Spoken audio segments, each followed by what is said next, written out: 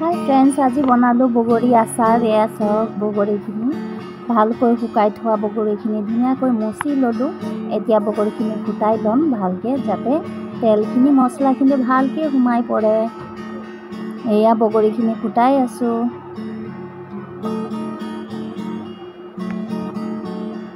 ইমানখিনি বগৰী লৈ লৈছোঁ। এয়া চাওক, বগৰীখিনি ফুটাই হৈ যোৱাৰ পাছত তেলটো গৰম কৰি ল'ম। এয়া ইঞ্জিন অইল আধা লিটাৰ।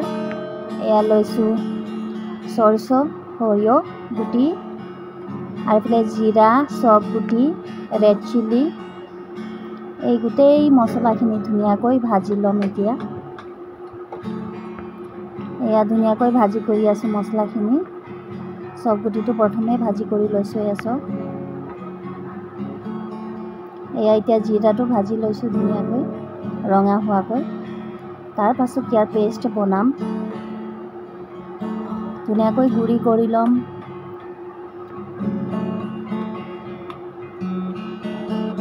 এয়া সৰিয়হ গুটিখিনি ধুনীয়াকৈ ৰঙা হোৱাকৈ ভাজি কৰি লৈছোঁ। ৰেড চিলিবিলাকত দি দিছোঁ ৰেড চিলিটো। ইয়াৰ পাছত ইয়াৰ পেষ্টটো বনাই ল'ম। তাৰপাছত আমাৰ মছলা ৰেডি হৈ যাব। এই চাওক, মছলা ৰেডি হ'বলৈ হ'লহি। গ্ৰাইণ্ডাৰত ইয়াত গুড়ি কৰি ল'ম, পাউডাৰ বনাই ল'ম।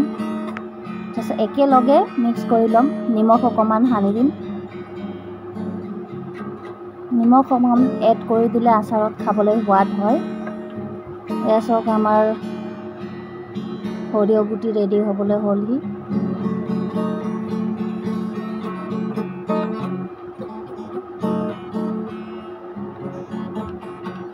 ভাজি কৰি আছোঁ একেৰাহে, ৰঙা হোৱা নাই।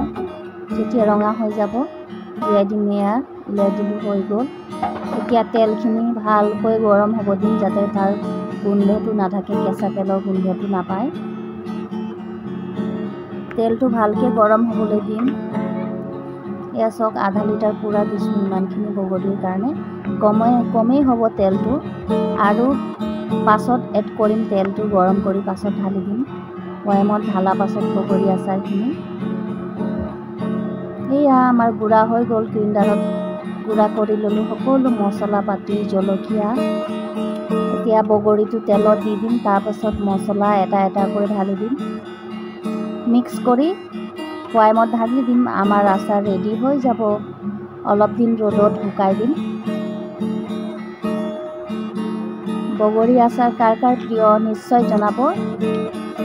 কাৰোবাৰ ভাল লাগিলে নিশ্চয় জনাব।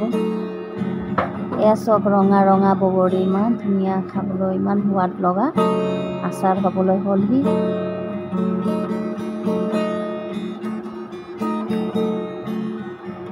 এয়া বগৰীখিনি সকলো দি দিলোঁ তেলত। এতিয়া মছলাখিনি দি দিম। নিমখ অকণমান এড কৰি দিম, তাৰ সোৱাদ যাতে আহে। নিমখ নিদিলে ভাল নালাগিব। এয়া চাওক, ৰঙা ৰঙা বগৰী মছলা দি লৈছোঁ। চাই কেনেকুৱা লাগিলে, ভাল লাগিলেনে? আপোনালোকেও এনেকৈ আচাৰ বনাইনে? নিশ্চয় জনাব কমেণ্টত।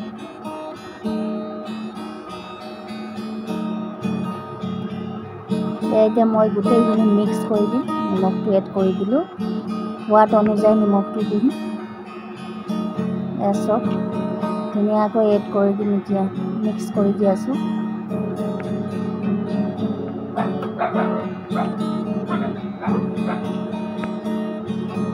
তাৰপাছত এটা বৈয়ামত ভালকৈ ভৰাই দিম, টেমা এটাত। ৰ'দত শুকাবলৈ এৰি দিম কেইদিনমান।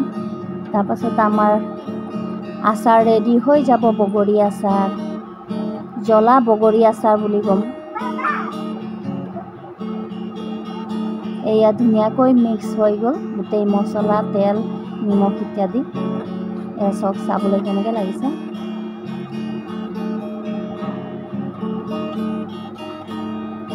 ভিডিঅ'টো চাই কেনেকৈ পালে নিশ্চয় জনাব। লাইক, কমেণ্ট, শ্বেয়াৰ, ছাবস্ক্ৰাইব কৰিব নাপাহৰিব। Thank you so' much. Bye bye. আকৌ লগ পাম নতুন এটা ভিডিঅ'ত।